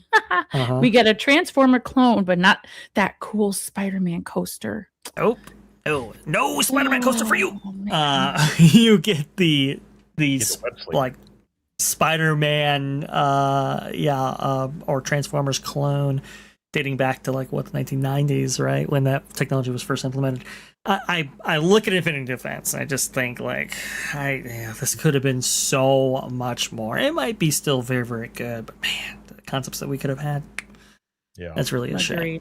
Agreed. That's all I have for you, gentlemen. You guys ready to go to the next story? I'm not sure about Jared's time. How are we doing with time?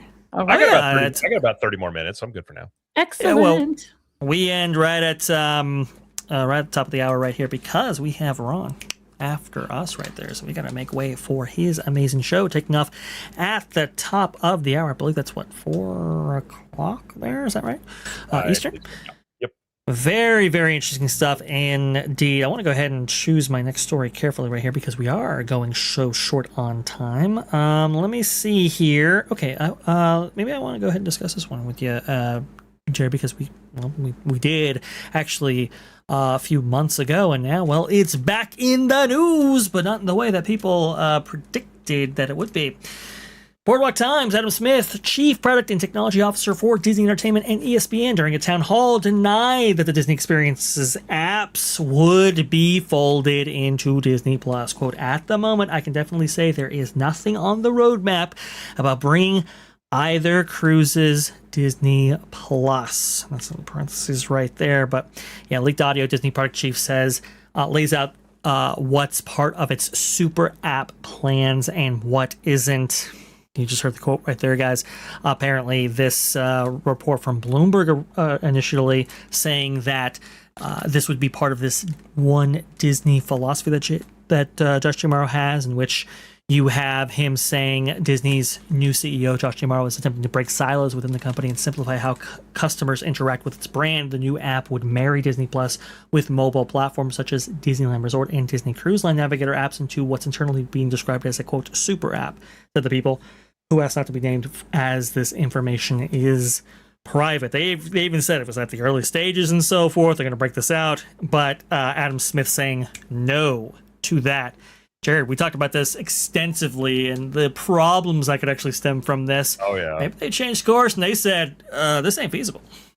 It's funny when you look at the verbiage there. It said, D'Amaro said they were exploring the super app. I imagine this is something that D'Amaro may have been like, hey, what if we had it all in one? And the people that actually know this stuff are like, that's a terrible idea. Like, this is not going to work. Because we both said the same thing. I'm like, how in the world do you put Disney World and Disneyland and all these other ones in each destination has its own things that are associated with it that you'd have to incorporate into this? How big would this app be? That seems like it might be a huge mess. If something goes down, the whole thing goes down. And I'm guessing that when they talked to the IT people, they were like, yeah, this is not a good idea. This is not something like, I get the idea of wanting to do it, but feasibly speaking, it always seemed like a pipe dream to think you could actually effectively combine all these things into one app. It just seemed like it was going to be a too big of an undertaking and way too many moving parts to really make that work properly. That's the thing. I just, when Jared, when we were breaking this down originally, I mean, my thoughts on it. I was just like, this is a bad idea. This is a terrible idea to merge all of these disparate services into one super app because, man, they don't even work by themselves at the time, right? So now we're going to add more complexity to actually merge all of these things and share resources and all of that. Oh, this is just going to be absolutely horrendous.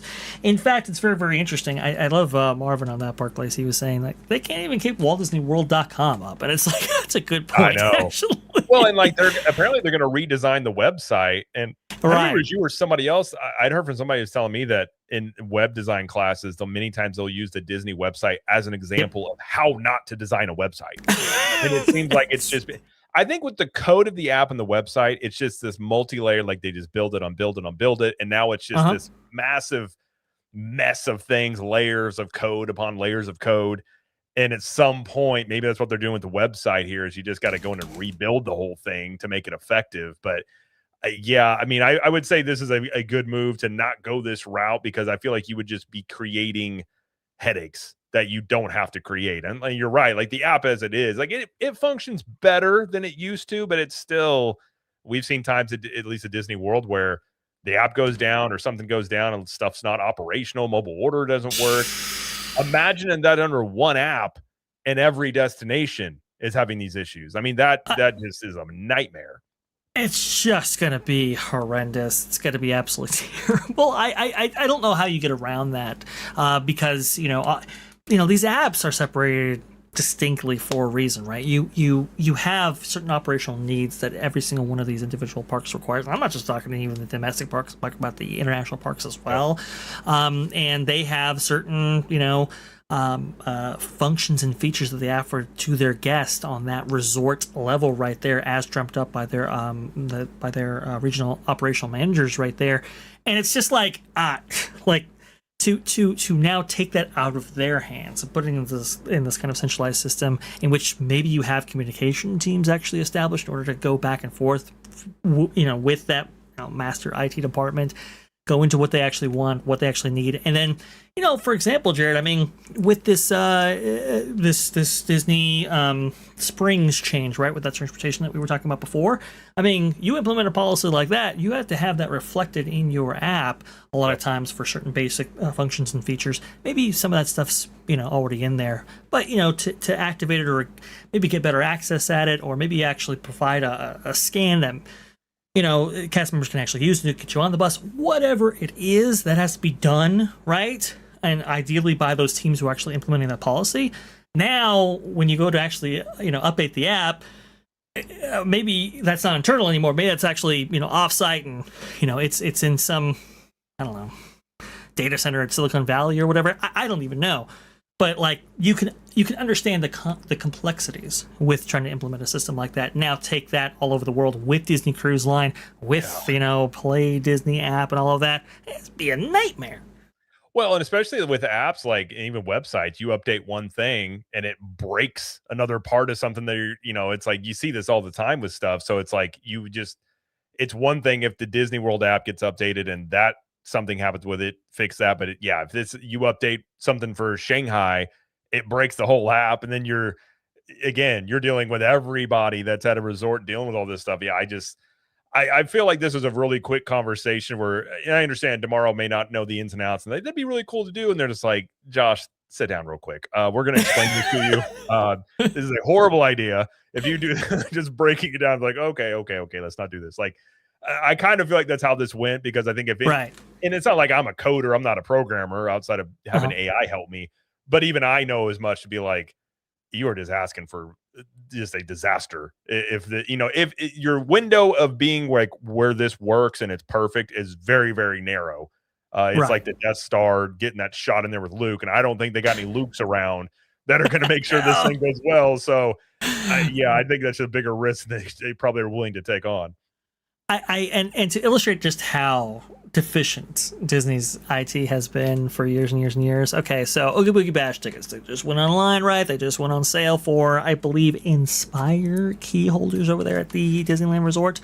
And they were supposed to go live at 9 for Inspire key holders. They actually went live at 8:45, as illustrated by Mouse Planet. Instead of waiting for the room opening as they previously announced, now half the tickets allocated to the Inspire presale are sold out, so they couldn't even get that right. Again, that's just a ticket launch event right there. Fresh Baked, prominent content creator on YouTube right here, saying, I tried to buy Oogie Boogie Bash tickets today. First attempt, I got an error message, checkout, sorry.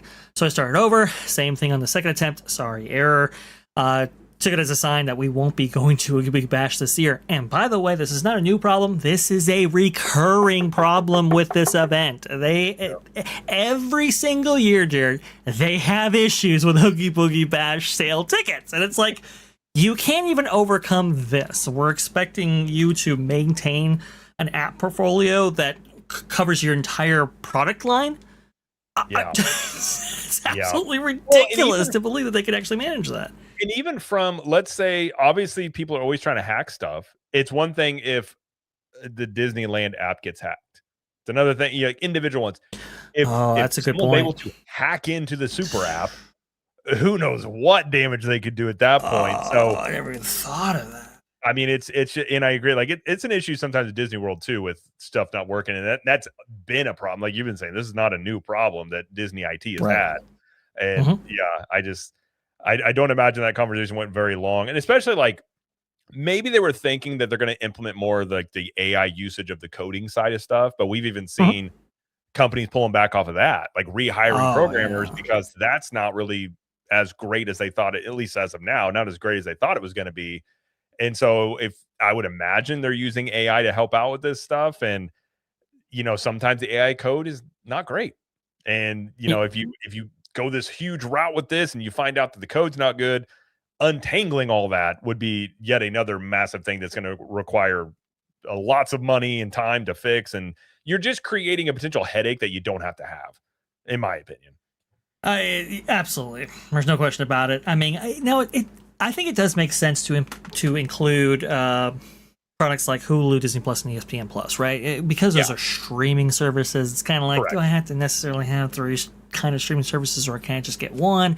And then that way they can actually advertise to you, hey, you want to go ahead and increase your, your streaming ability? Go ahead and add on ESPN Plus to the bundle and all that kind of stuff. Like, that makes sense, right? Because you have this, you have it's within that, I guess, vertical, and not going necessarily horizontal. So it's like, okay, I get that, but to expand that out to a super app to include, like, I think they were talking about Disney Store as well, which is another thing. It's like, oh my god, like, right? You just checkout processes and all. Yeah, just right. Well, that alone is a thing that these apps, and the other thing too, you got to think about.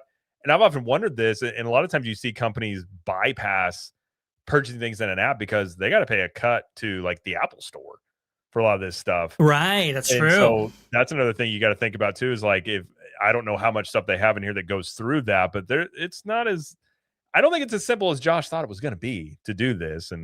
But I agree with you. I think it makes sense on the streaming end to implement that. And you can even have the apps talk to each other. Like, they do run those deals where if you're a Disney Plus subscriber, like, you can have it where it can recognize within an app ecosystem, okay, this person's a Disney Plus subscriber, it unlocks X, Y, and Z.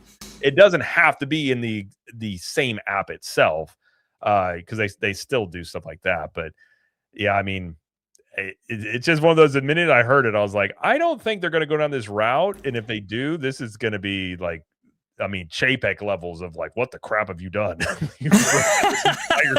Chapek levels. Oh, well, now we got to do it here. This is obligatory. Here we go. Apologize for not being the ally that you needed me to be.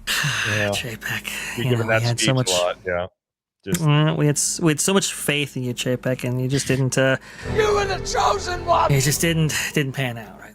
That was Bob. Because Bob Iger chose Bob Chapek against a lot of people's That's a good point. Against a lot of people's wishes. He was like, nope, Bob's the dude. And you're just like, okay, Bob. Yeah.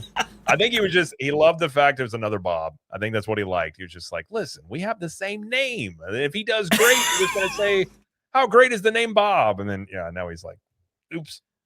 No, that didn't quite work out. That's fantastic. I didn't. What about Bob? What about Bob indeed right here? Let's go ahead and try to hit one more second before incorporating some of your amazing comments out there. Again, a lot of people have a lot of opinions about this one as well because Super App never sounded like a good idea to me. And like Emily, for example, reiterating, security issues related to a Super App. It's a great point, Jared. Fantastic stuff indeed. A little smaller story just to kind of round out the day right here. Fortunately, nothing actually happened ultimately, but it was a little bit scary for a little bit there. Walt Disney World today, fire breaks out next to X2 coaster at Six Flags Magic Mountain, Austin Houghton here, June 14, 2026. Fire broke out beneath one of Six Flags Magic Mountain's most intense roller coasters, sending flames and smoke into the air near X2. Firefighters responded to Six Flags Magic Mountain in Valencia, California on Thursday, June 11th after a brush fire ignited beneath X2, one of the park's signature extreme coasters. Absolutely. No question. And not only that, but Viper was also closed because of its proximity to this fire right here. Not good. We can get some footage of this. Ooh, without audio, please. Of some of this stuff right here. That is no good. Now, fortunately, nobody was injured, and obviously, they were able to take the coaster offline before, guests got involved and all of that. But because of that proximity, they had to close things down. Now, what's interesting about this coaster, Jared, is that this coaster actually has flamethrowers. Oh, okay. Which is kind of a cool thing. Hey, you know what?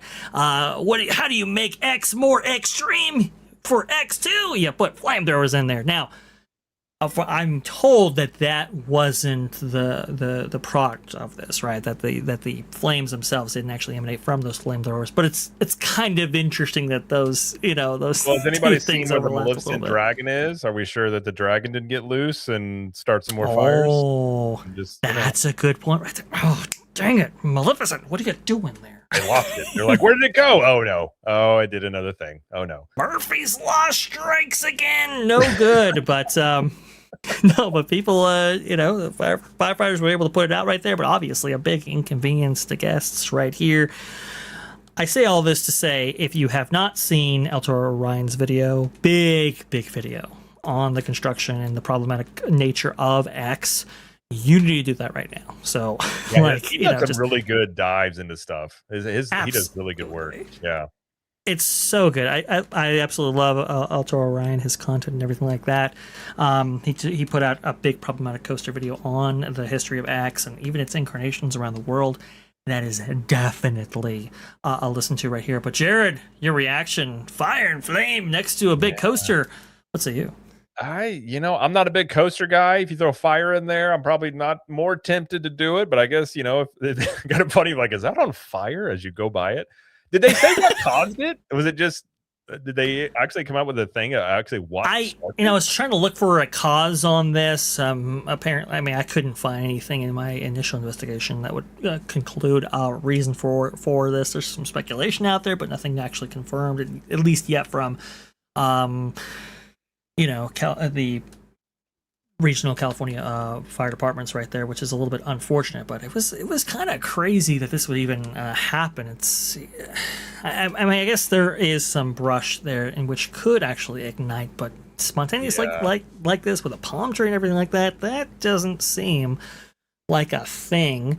But it certainly indeed affected operations there at this historic park. I will say X is unbelievable. It is so amazing to actually ride. It's a fourth dimension coaster. So you have a controlled vertical spin as you go through the coaster. And it is awesome. It actually was the coaster that took down Aero Development, right? Okay. They spent so much money on it, research and development, and actually implementing it, building it way bigger than they ever possibly intended. This thing is a monster when you actually stand next to it. It's impressive even today, okay? And it was that really kind of the very tail end of the coaster wars right there. Very ambitious project. And Six Flags themselves, well, they had to pick up the pieces and actually finish construction on it because Aero had actually ran out of money while implementing it right here. Crazy stuff, but there you go. Six Flags can't catch a break lately. They're having all sorts of problems with that company and just closing parks down, and it's not looking great for Six Flags out there. Six Flags is in a tough state, Jared. We haven't covered Six Flags extensively for a while, but their earnings don't look good at all. Obviously, you have multiple parks either closing or being spun off in their own separate entities, and good luck with that, I guess. Yeah. Who knows if I those do parks wonder will the actually... future, like we've talked about before about how they did make that change actually, where I think you do end up seeing DC rights maybe come to Universal because Six Flags has those, but they carved out a new thing in that agreement that says except in Florida. So like you can do it in Florida. But yeah, I'm not going to be shocked if Six Flags ends up out of business, to be honest. I don't know how long they can continue the way they've been going, to be honest. That may just be a metaphor for Six Flags of just fires breaking out. And, I don't know if I've ever been. I was close to Universal when those buses caught fire last summer. Yes, I remember that. But yeah, other than that, I've never been in a park when a fire is broken out. But it is weird when you see black smoke billowing and you're like, "What? That's not too far away. Where's that?" And you just, yeah, exactly. I think I have the epic bus fire. I have some B-roll from that, which is that was like the electric buses. I don't know if they ever actually said what, because that's one thing I will say about electric vehicles. They can catch fire, and when they catch fire, those are very hard to put out. They're chemical fires. So you basically have to let them burn. You really do. Yeah. And I think it took out 2 buses, but like a lot of people thought in the park that day that it was coming from Dark Universe. People thought something was on fire there because the parking stuff's it's like across the roadway, but it's on that same direction. So at first you were hearing reports about like, I think Dark Universe is on fire. And you're like, and then you think like the windmill, maybe the windmill caught fire because that thing does burst into flames and things like that. But it was just these buses that were completely just melted. And this was like when it was really hot too. I think it was like 100-degree day or something really close. Wow. I mean, look, when you have obviously electric vehicles, you have to treat them a little bit differently than maybe gas-powered vehicles just because of that explosive risk. This is also why this little Autopia update, I don't think it's going to go necessarily as smooth as Disney might have originally intended right there, or as is intended by like the car board that is actually finding Disney on that. It's a whole thing right there. Yeah. Remy D, is that the supercharged bus? Yeah, I know. One could only hope that was the case. That's what they're right going to there. do to supercharge. They're just going to light it on fire and just let it burn out. That's how they're going to rebuild that thing. Let it burn right there. I love it right there. Now, we do have, I'm told we have a little bit of breaking news. I'm going to go ahead and bring in MJ right here. MJ, what do we got? We have a fire on the People Mover. I don't know if you were able to grab that link. Really? Yeah, Oh. I can start. Let me start reading the article here. Hold on a second. Sure. I believe, wasn't that a little 8 days ago, if I'm not mistaken, right there? It That could is be. the second fire at Disney World in not that long a time either. They're showing Not that long some new stuff on TikTok. I didn't see this on any other shows. It says in the video posted by the user Royce Clips, a fire blazed beneath at least one cart at the return side of the attraction. Per the comments, the person who videoed the incident alerted cast members right away. The ride was reportedly down for from 12:45 p.m. to 1:20 p.m. Yes, WDW Active Crime shared a 12:38 p.m. fire call on June 9th. Yes, you are correct. But I just didn't see this on any other platforms. Yeah. Well, because we're maybe repeating the word fire so much, maybe Probably. some social media was like, hey, you like that story? Check this Show one out. more fire. Oh my gosh, I yeah, know. my I know, algorithm goes insane. I remember seeing this footage right here. I didn't bring it up because obviously the fire was relatively minor, right? It's just below the track right there. But it was kind of surprising to see that this was even a possibility. And it was kind of like, is the monorail I'm sorry, People Mover, is that in a worse spot than we actually realize right here? Because it is like 1970s early technology, right? With that induction, Yeah, and I think they magnetic system right there. Didn't they just recently have a refurb of it too? Not that long ago. Yes, they did. I can't recall. I'm trying to think because when we were there in May, it was open. Was it earlier this year, Jared? I want to say it was like a year ago, maybe 2 years ago. Oh, okay, yeah, maybe. I remember it was down for a period of time. I mean, it is hot. I don't know. I mean, it's been really, I'm very curious because Big Thunder too, it's like, what caused that one? And both of these are pretty small, but at the same time, it's like, I don't recall hearing fires break out on some of these, just like, especially the People Mover. It's not going like super fast or anything. Right. Yeah. Super fast. It was just it's not supercharged, that's for sure. It was Remy D right there. I mean, that's always an open question. And, it is really interesting when these things pop off because you just don't necessarily expect them to, and it's just like, whoa, what is actually going on with resort infrastructure?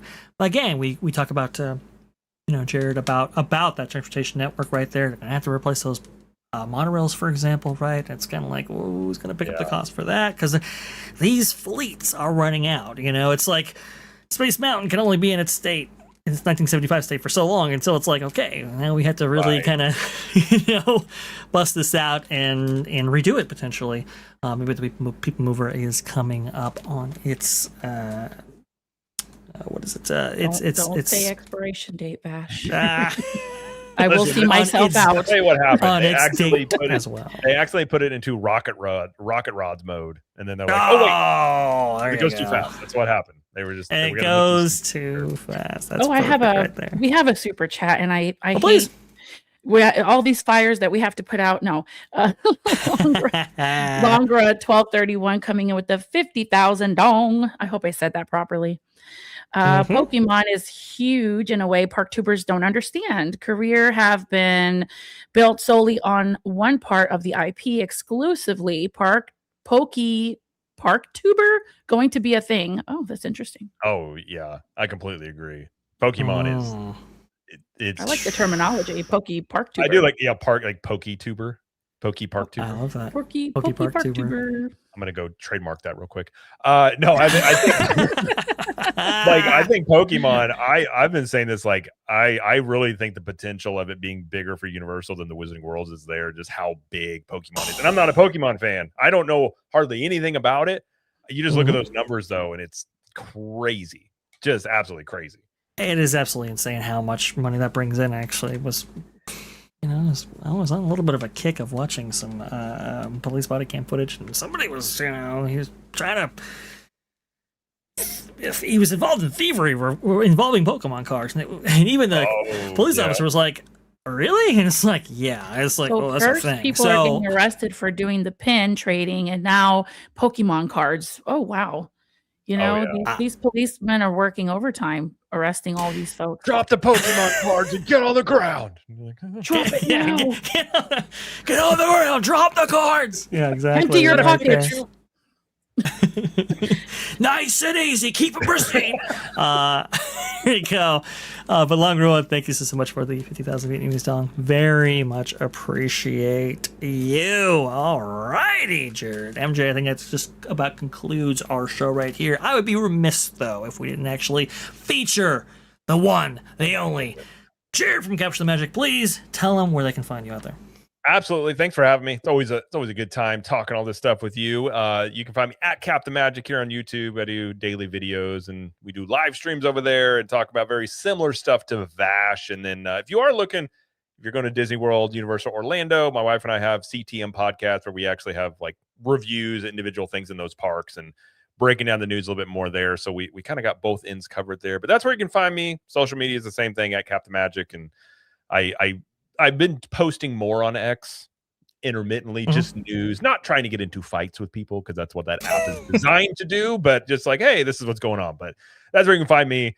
And it's always a good time talking all this stuff. And by the way, I was very impressed. You had the Universal Bus Fires B-roll ready to go. I was like, that's a deep pull. That was quick. I was like, man, don't underestimate him. I'm gonna start for testing everything. Vash.